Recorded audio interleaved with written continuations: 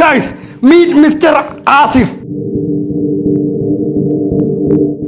നല്ലപോലെ സമൂഹത്തിൽ ജീവിച്ചുകൊണ്ടിരിക്കുന്ന, നല്ലപോലെ റീൽസ് ചെയ്തുകൊണ്ടിരിക്കുന്ന ആൾക്കാരെ റിയാക്ട് ചെയ്ത് വംശഹത്യ ചെയ്ത് റീച്ച് ഉണ്ടാക്കുന്ന ഒരാൾ.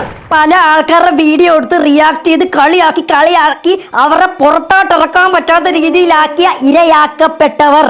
ആ ഇരയാക്കപ്പെട്ടവർ തന്നെ ഇദ്ദേഹത്തോട് പറഞ്ഞിട്ടുണ്ട്, നിന്റെ വീഡിയോ കൊള്ളാൻ കേട്ടോ ആസിഫേ, നിന്റെ വീഡിയോ ഇട്ടിട്ട് ഞാൻ ചിരിച്ചും പറഞ്ഞിട്ടുണ്ട്. എന്നോട് ഭയങ്കര ദേഷ്യവും വെറുപ്പും അസൂയമാണ്. കാരണം ഇദ്ദേഹം നല്ലപോലെ വീഡിയോ ചെയ്യുന്നുണ്ട്. ഇദ്ദേഹത്തിന്റെ വീഡിയോ കൊണ്ട് പലപ്പോഴും ഞാനും ചിരിച്ചിട്ടുണ്ട്. ഒരു മഹാനായ ആള് പറയുവാണ്, അത്തറടിച്ചിട്ട് അഥവാ സ്പ്രേ അടിച്ചിട്ട് പുറത്താട്ട് പോകുന്ന പെണ്ണുങ്ങളെ വേശികൾ എന്നാണ് വിളിക്കേണ്ടത്, അല്ലെങ്കിൽ വേശികളായിട്ടാണ് കണക്കാക്കുന്നത്. ഞാൻ ചോദിച്ചോട്ടെ, ഞാൻ ആരെയും വേദനിപ്പിക്കാനോ ഞാൻ ഒരു സമൂഹത്തെ അടച്ചാക്ഷേപിക്കാനോ പറയുന്നൊരു വീഡിയോ അല്ല ശരിക്കും പറഞ്ഞാൽ.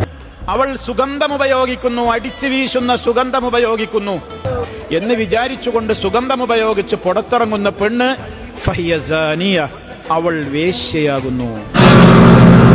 ഈ വീഡിയോ ഇട്ടതിന് പിന്നാലെ ഭയങ്കരമായിട്ട് സൈബർ ബുള്ളിങ്ങും സൈബർ അറ്റാക്കും ഭയങ്കരമായിട്ട് പുള്ളിക്കാരനെ പിന്നെ നേരിട്ടിട്ടുണ്ട്. ശരിക്കും പറഞ്ഞാൽ നിങ്ങളുടെ വീട്ടിലൊരാളാ, നിങ്ങളുടെ വീട്ടിലൊരു പെങ്ങളാ, നിങ്ങളുടെ അമ്മേനെ പുറത്തിറങ്ങുമ്പോൾ ഒരാൾ വേശി എന്ന് വിളിക്കുന്നതായി നിങ്ങളൊന്ന് സങ്കല്പിച്ച് നോക്കും. നിങ്ങളുടെ പ്രതികരണം എന്തായിരിക്കും?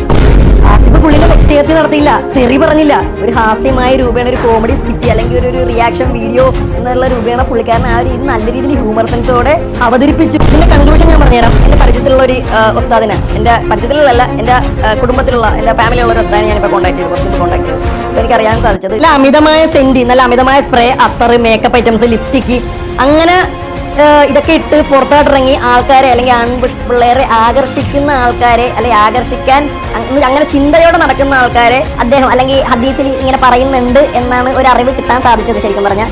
അപ്പോൾ ഇതിനകത്ത് നിങ്ങളുടെ അഭിപ്രായം എന്താണ്, അല്ലെങ്കിൽ നിങ്ങളുടെ തോട്ട്സ് എന്താണ് എന്ന് നിങ്ങൾ പറ.